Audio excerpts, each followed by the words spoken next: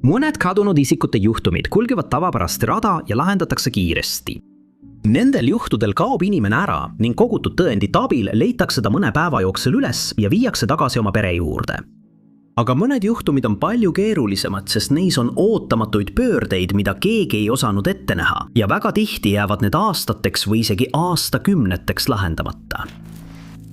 Number Kuma. 1974 aastal elas 40-aastane Gabriel Caparino Yorktown Heightsis New Yorgis, kus ta töötas ettevõtte juhina. Tema kadumine samal aastal on siiani vahendamata ning uurijaid on see juhtum aastakümneid nõutuks jätnud.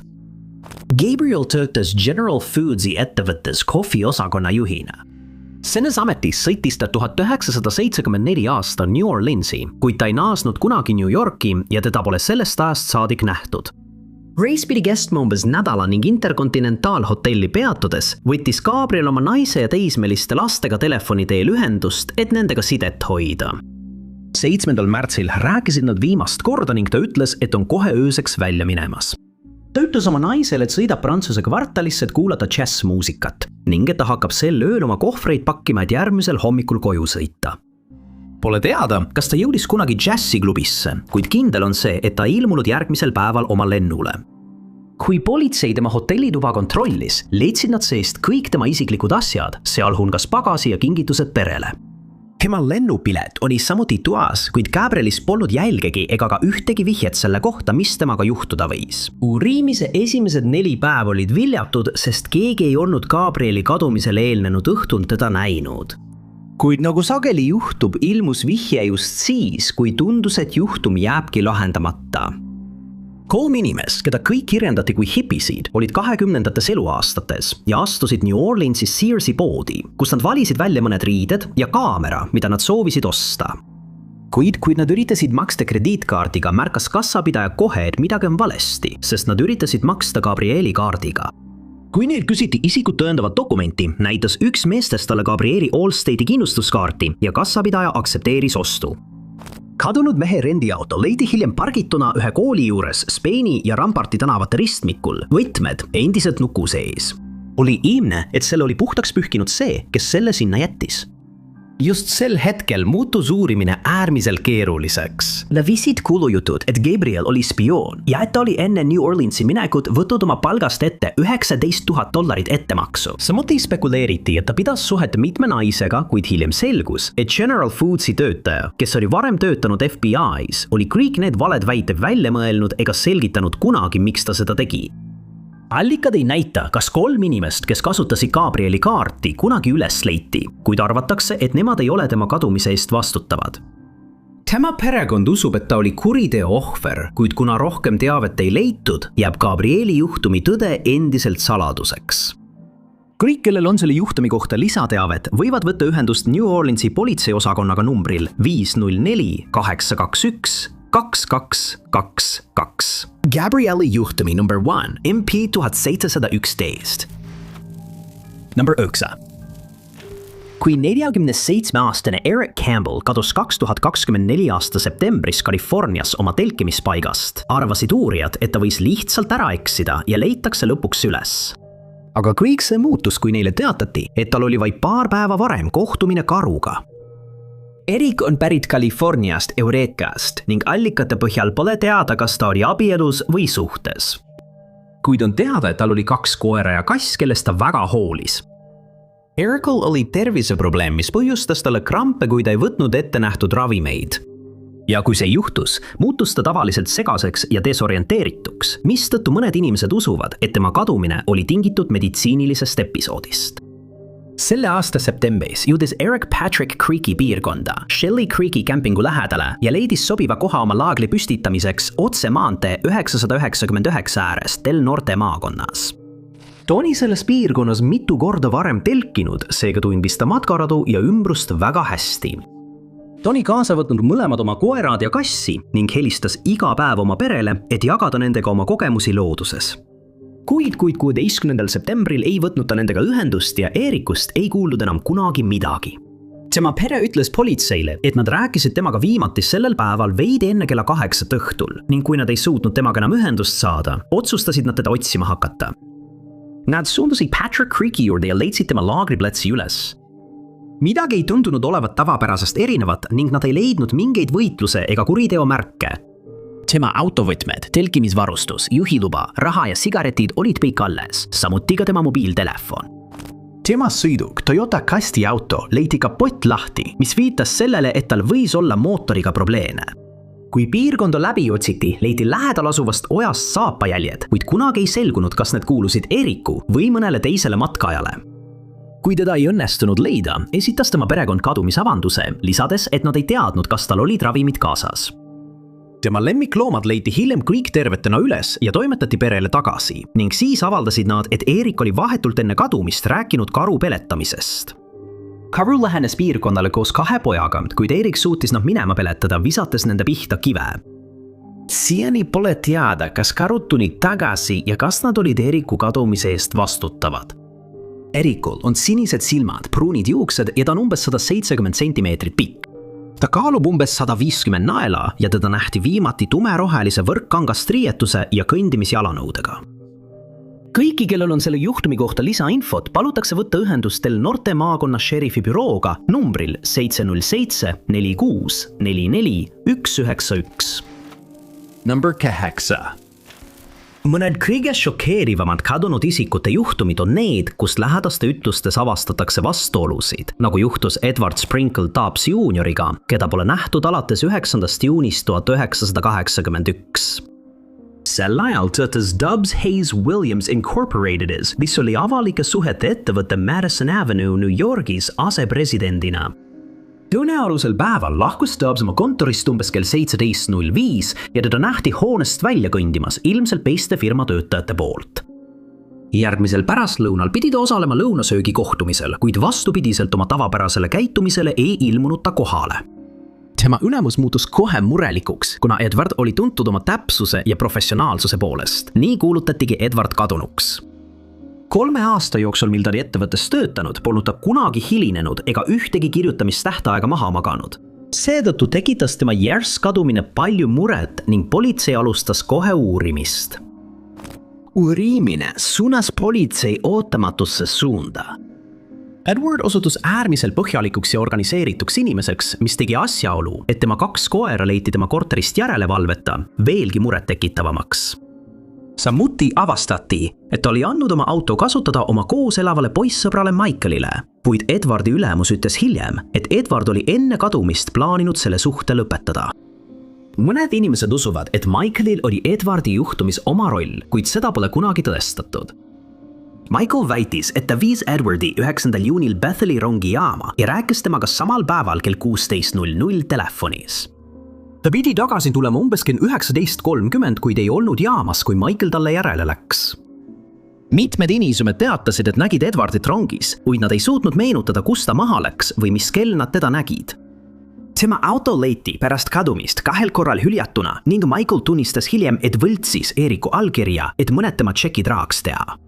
Ta tunnistas ka, et valetas politseile, nagu oleks ta pärast Edwardi kadumist röövitud ja rünnatud ning lisas, et tegi seda ainult sellepärast, et oli väsinud pidevalt politsei poolt ülekuulamisest.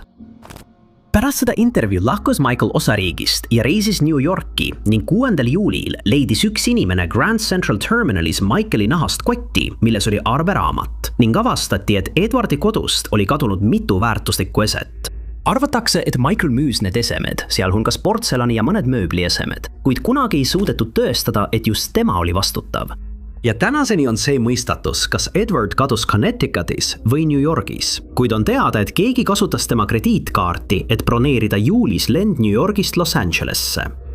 Kõik, kes teavad, mis juhtus Edwardiga või saavad aidata selle juhtumi üksikasjade täpsustamisel, peaksid võtma ühendust Newtowni politsei osakonnaga numbril 203 426 5841. Number 7. 22-aastase Judith Thrakeli kadumise juhtum on tema perekonda ja uurijaid aastaid frustreerinud, kuna ta kadus väga nähtavas kohas, kus oli palju inimesi, kuid keegi ei tea, mis temaga juhtus. Judith oli ainus tüdruk oma õdede-vendade seas ning tema perekond kirjeldab teda kui inimest, kes eelistas pigem kodus olla kui sõpradega aega veeta. Ta tundis väga vähe huvi oma venna hobide vastu ning teda nähti sageli ringi jalutamas oma kodulinnas Silver Creekis, New Yorgis, kuna tal ei olnud autot. Just seda ta tegigi oma kadumise päeval, 8. märtsil 1976. Tema vend Danny rääkis politseile, et ta sõitis Central Avenue'l, kui märkas Judithit koju kõndimas ning peatus tema kõrval, et talle küüti pakkuda. Ta keeldus viisakalt öeldes, et eelistab jalutuskäigu lõpuni teha ja Danny sõitis minema.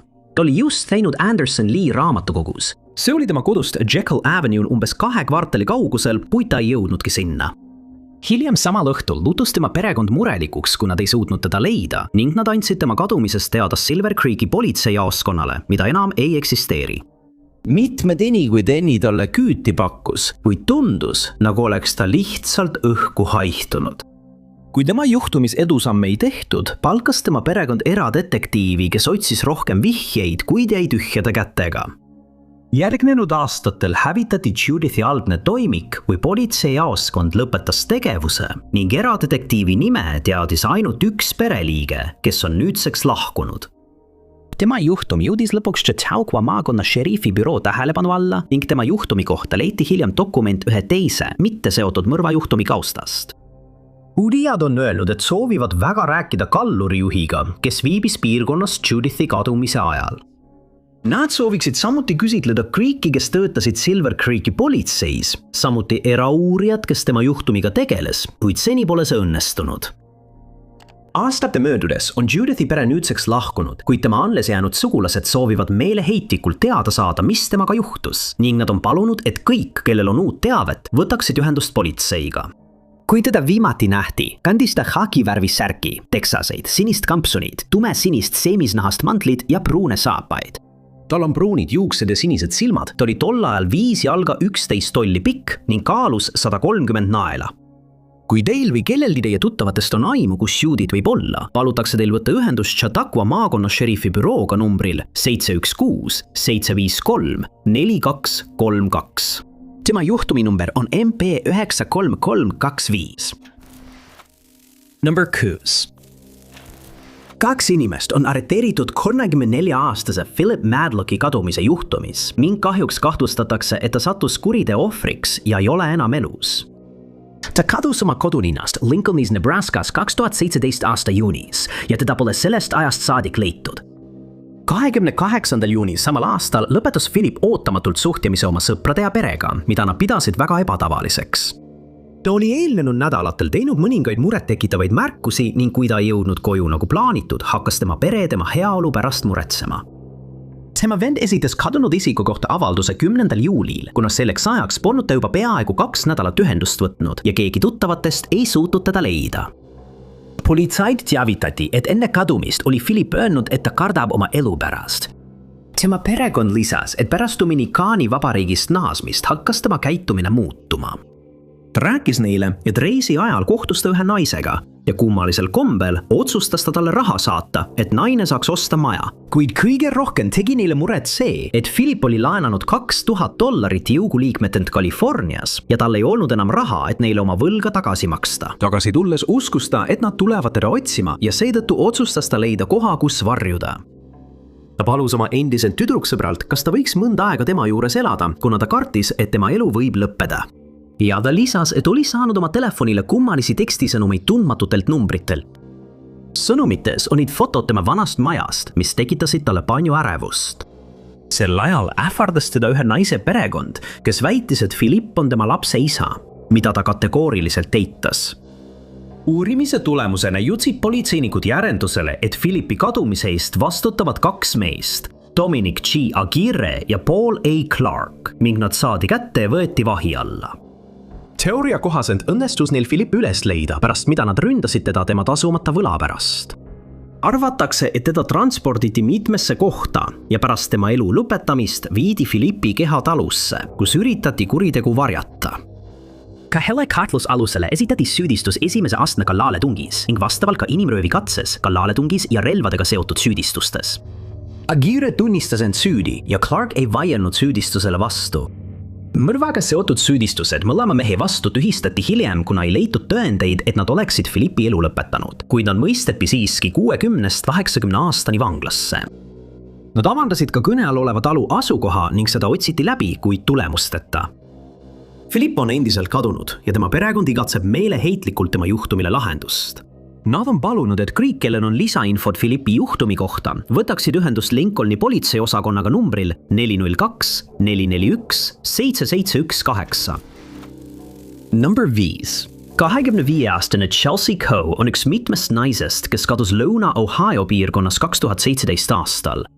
Võimud on öelnud, et paljud neist juhtumitest said alguse tänu piirkonnas tol ajal toimunud illegaalsete ainete kaubanduse kasvule. Mõned juhtumid lõppesid traagiliselt, kui kadunud inimesed leiti surnuna ja mõnele ei pööratud tähelepanu, kui arvati, et nad on lihtsalt kolinud teise piirkonda või otsustanud mitte koju tulla.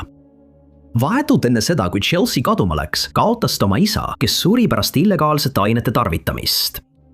Tema perekond ütles hiljem, et see mõjutas Chelsea't loomulikult sügavalt ja tal tekkisid emotsionaalsed raskused. Kahjuks pöördus ka tema illegaalsete ainete poole ning tema elu hakkas allamäge minema hoolimata ülejäänud pereliikmete toetusest. Ta hakkas suhtlema ohtliku seltskonnaga ja allikate sõnul teenis ta aeg-ajalt tänaval seksitööga raha, et oma sõltuvust rahastada. Ta hakkas oma lähedastega harvemini ühendust võtma, mis tekitas neis palju muret. Mõni kuu enne kadumist teatas Chelsea politseile, et tema auto oli varastatud, kuid ei arvatud, et sellel juhtumil oleks mingit seost tema kadumisega. Pärast seda kolis ta Miamisburgi ja tema pere ütles politseile, et oli kolinud elama vanema mehe juurde, keda nad polnud kunagi kohanud. Väidetavalt elasid nad majas Lower Miamisburg Roadi ning temaga ühenduses saamine muutus veelgi raskemaks. Selle aasta septembris teatas Chelsea ema ta kadunuks ning lisas, et ta polnud oma tütrega juba mitu kuud ühendust saanud. Siis tuli ilmsiks, et keegi polnud Chelsea't näinud alates sama aasta juunist või juulist ning korraldati otsingud. Chelsea ema teadis, et oli meeleheitel, et kuulda oma isa lahkamise tulemusi, mis oli üks peamisi põhjuseid, miks ta enne kadumist perega ühendust hoidis.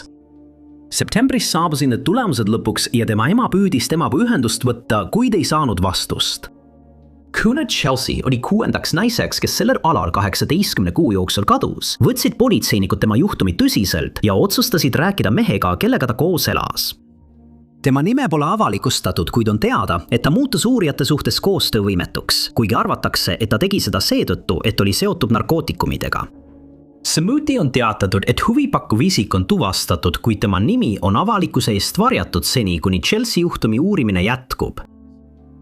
Kinnistud, kus ta elas, otsiti 3 päeva ning politsei pressiesindaja sõnul leiti mõningaid tõendeid, kuid nende tõendite olemus on endiselt teadmata.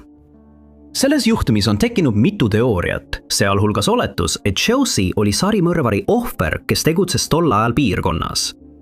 Paljud inimesed usuvad, et mees, kellega ta koos elas, teab rohkem kui välja räägib ning et ta võib olla varem mainitud huvipakkuv isik. Selle juhtumi uurimine jätkub, kuid uusi vihjeid pole saadud ning Chelsea saatus on endiselt teadmata. Teda kirjandatakse maasikablondide juuste ja siniste silmadega. Ta on 5 jalga ja 6 tolli pikk ning kaalub 140 naela. Teda saab tuvastada ka tätoveeringu järgi, kus tema puusal on sõna love ja alaseljal tähtede komplekt. Kõik, kes saavad aidata Chelsea't leida, peaksid võtma ühendust Miamisburgi politseiosakonnaga numbril 937 866 3303. Tema juhtumi number on MP 40215. Number 4. Sherry Smith, kadunud 26-aastase mehe Brian Goretti ema, lootis aastaid, et tema poeg on endiselt elus ja terve. Kuid 2025 aasta veebruaris hakkas ta kahtlustama, et tema poeg oli kuriteo ohver ja et ta oli kogu selle aja rääkinud hoopis kellegi teisega.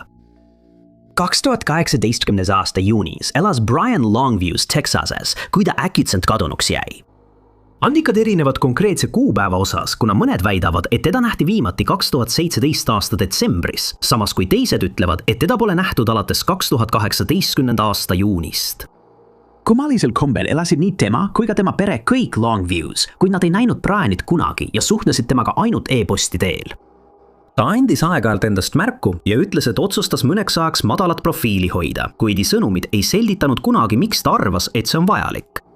Mõnikord palus Sherry tal helistada või saata häänsõnum, et ta saaks tema häält kuulda, kuid nendele palvetele vastati alati mõne ettekäändega.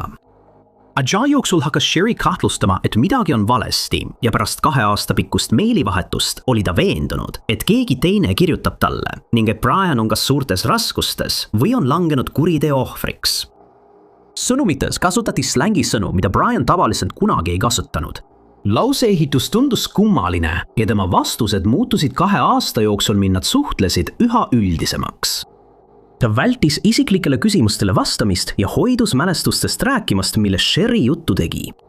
Lõpuks suutsid politseinikud metaandmete abil kindlaks teha, et keegi teine oli Briani nime all esinenud, et tema kadumise uurimist edasi lükata.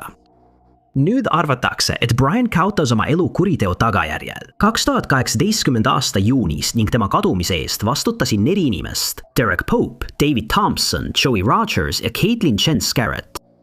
Pärast nende vahistamist ütlesid nad uurijatele, et pärast Briani tapmist matsid nad ta kindlasse kohta, kuid selle koha otsingud ei andnud tulemusi.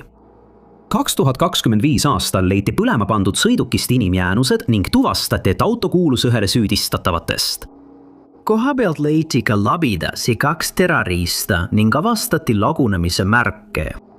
Selle aasta veebruaris korraldati ulatuslik otsing maakonna tee 1591 ääres metsas, kuid midagi enamat ei leitud. Pole veel kindlaks tehtud, kenele autos leitud säimed kuulusid, kuna DNA testimine on viibinud. Briani perekond ootab endiselt selles asjas selgust ning kõik, kellel on lisainfot, peaksid võtma ühendust Kannapolise politseiosakonnaga numbril 704 920 4000. Briani juhtumi number on MP88387.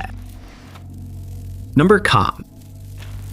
2016 aasta juulis oli Cynthia Martinez just saanud 26-aastaseks ja mõni päev hiljem otsustasid tema vanemad viia ta tähistama tennisrestorani nende kodulinnas Kaiseris, Oregonis. Lõunasöödi ajal ütles ta neile, plaanib samal õhtul minna ühe tüdruku quinceañerale ning nad nägid teda viimast korda, kui ta lahkus üritusele umbes kell 17:00 õhtul 15. juulil. Tema ema, Angelica, saatis talle umbes kell 22:30 sõnumi, et uurida, kuidas tal läheb, ja Cynthia vastas, et ta on endiselt peol. Ta ütles, et ootab, kuni tort lahti lõigatakse ja Angelica ütles talle, et ta naudiks ülejäänud õhtut, kuid oleks samal ajal ettevaatlik. Pere pidi järgmisel päeval, mis oli pühapäev, minema matkale tähistada Cynthia sünnipäeva. Angelica ütles talle, et saadab talle sõnumi kell 13:00 pärast jumalateenistust, kuid kui ta seda tegi, ei saanud ta vastust. Alguses arvas ta, et Cynthia magab pärast pikka pidu hommikul kauem. Ja kui keegi polnud temast pärastlõunaks kella 17:30 midagi kuulnud, helistas Angelica oma teistele lastele, et uurida, kas nad on temaga ühendust saanud, kuid keegi polnud. See tekitas perekonnas suurt ärevust, nii et nad võtsid ühendust politseiga, kuid kuna Cynthia oli 26-aastane, ei soovinud politsei seda kohe kadunud isiku juhtumina käsitleda, arvates, et ta oli lihtsalt otsustanud omal põhjusel ühendust mitte võtta. Kadunud isiku avaldus esitati lõpuks 17. juulil ning selle öö sündmuste ajajoon hakkas ilmnema. Cynthia sõbrad teatasid, et pärast seda, kui ta viimati Angelicale sõnumi saatis, läksid nad kõik baari nimega Tequila Nights. Angelica ja tema abikaasas Cesar sõitsid baari ning vaatasid selle öö turvakaamera salvestisi, mis näitasid, et Cynthia saabus sinna umbes kell 23:00. Koos ühe oma sõbra ja 2 mehega, keda nad ei tundnud. Seltskond jäi baari vaid lühikeseks ajaks, pärast mida Cynthia sõber ja 2 meest lahkusid koos. Cynthia lahkus umbes 15 minutit hiljem üksi, kuid tuli siis tagasi sisse ja lahkus mõni minut hiljem koos teise mehega. See oli viimane kord, kui teda nähti. Arvatakse, et mees pakkus talle küüti koju, kuid mis pärast seda juhtus, jäi teadmata. Kui rohkem teavet ei õnnestunud leida, teatati, et Cynthia leidmisele viiva teabe eest pakutakse $10,000 suurust preemiat. Jaime Alvarez Oliveira on nimetatud selles juhtumis huvipakkuvaks isikuks, kuid politsei pole öelnud, kas tema oli see mees, kellega teda tol ööl lahkumas nähti. Uurijatel pole õnnestunud teda üles leida ning nad on palunud kõigil, kes teavad, kus ta asub, sellest teada anda. Kõik, kes saavad aidata politsei leida kas Cynthia või Alvarez Oliveira, peaksid võtma ühendust politsei vihjetelefonil 503 856 3529. Number 2. Alguses eeldati, et 24-aastase Brianna Verberti kadumisjuhtum kulgeb tavapärast rada pidi. Kuid päevavalgele tulid mõned muret tekitavad üksikasjad tema kadumispäevast, hakkasid uurijad muretsema tema ohutuse ja heaolu pärast. Brianna adopteeriti oma vanemate poolt, kui ta oli 3-aastane ning 16-aastaselt adopteeris Bobby Joe Stone ta ning Brianna kolis koos temaga Michigani osariigis asuvasse Birch Runi. Lõpuks kolis ta oma poissõbra juurde Flint Townshipi, kuid ta oli varem juba korra abielus olnud ning tal oli tütar ja 3 poega. Viimati oli ta kellegagi kontaktis 14. juulil 2017, kui Brianna rääkis telefonis Liza Halsiga. Nad arutasid Brianna eelseisvat reisi New Yorki, mille ajal ta pidi osalema oma õe lapse soo avalikustamise peo. Aga sel ööl läks midagi valesti. Brianna ja tema poissõber sattusid tunisesse tünisse ning ta lahkus järsult majast. Seejärel sõitis ta Marathon tanklasse, kus teda nähti turvakaamera salvestisel. Just siin nägid tunnistajad, kuidas ta istus autosse, punasesse Pontiac Aztekisse, koos mehega, keda tema perekond ei tundnud. Seejärel nähti teda sama mehe seltsis täiskasvanute meelelahutusklubis ning klubi töötajad ütlesid politseile, et oli nende sõnul väga halvas seisus. Hiljem samal hommikul, umbes kell 2:45, jäädvustas täiendav valvekaamera Brianna taas South Saginaw tänaval Flinti linnas asuvas Mobile'i tanklas. Kaadritel paistab, et ta on ärevil olekus ning uurijad märkisid, et oli saanud vigastada oma paremat kätt. Ta seisis ebakindlalt jalul ja pidi püsti püsimiseks riiulitest kinni hoidma. Seejärel lahkus ta bensiinijaamast ja kõndis põhja poole Saginaw tänaval, kuid Pontiacis olnud mees otsustas ilmselt koju minna, sest ta ei läinud talle järele ja sõitis minema. Sündmused, mis sellele nägemisele eelnesid, on endiselt saladuskatte all, sest Brianna ei jõudnud kunagi koju ning temast pole sellest ööst saadik midagi kuulda ega nähtud. Tema poissõber teatas, et nad vaidlesid selle üle, et majas polnud voolavat vett, mis tähendas, et Briannas lapsed ei saanud teda seal külastada. Just selle tüli käigus vigastas ta oma kätt. Pontiacis olnud mees leiti üles ja ta väitis, et Brianna palus talle end restorani viia, kuid nad otsustasid peatuda eelmainitud klubis, kus ta oli kunagi töötanud. Tema mobiiltelefon leiti autost 6 päeva pärast tema kadumist ning tema kott leiti lõpuks kraavist tema maja lähedalt. Mees on kõigist kahtlustustest vabastatud ning Brianna juhtumis pole aastate jooksul, mis on möödunud, eriti edusamme tehtud, kuna uusi andmeid pole ilmunud ega uusi tunnistajaid esile astunud. Tal on pruunid juuksed, mis olid tol ajal punaseks värvitud ja pruunid silmad. Ta on 5 jalga 9 tolli pikk ja kaalub umbes 130 naela. Tere nähti viimati seljas kreemikat värvi särk, mustad retuusid ja plätud.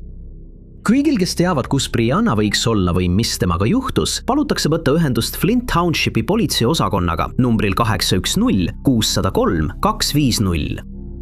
Tema juhtumi number on MP 39280. Number 1.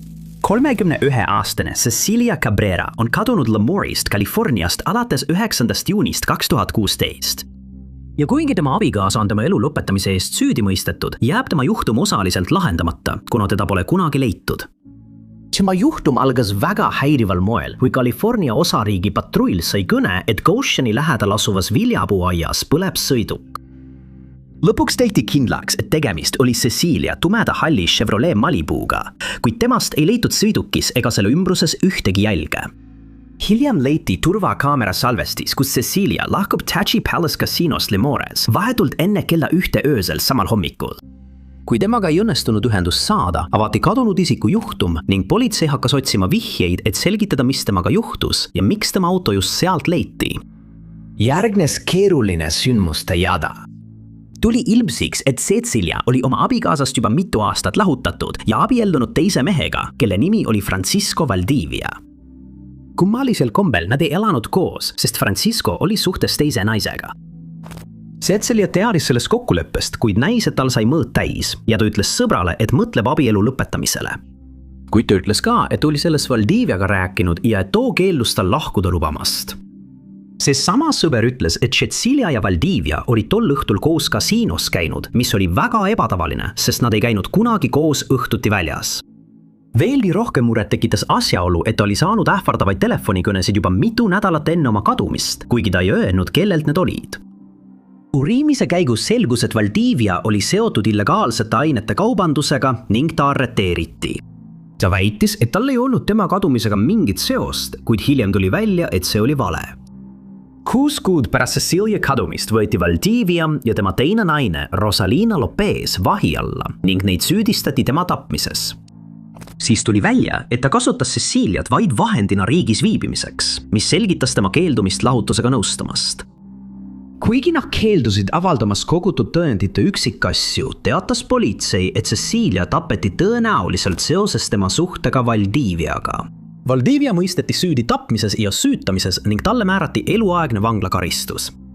Cecilia pole kunagi leitud ning kõigil, kellel on teavet tema asukoha kohta, palutakse võtta ühendust Tulare maakonna šerifi bürooga numbril 55 9802 9400. Cecilia, juhtumi number on MP5 1157. Aitäh teile vaatamast! Kui sulle see video meeldis, siis kindlasti vajuta meeldib nuppu. Ära unusta ka tellida ja vajuta teavituskella, et olla kursis kõigi meie tulevaste videotega. Minu nimi on Top 5 Unknowns ja kohtume järgmises videos.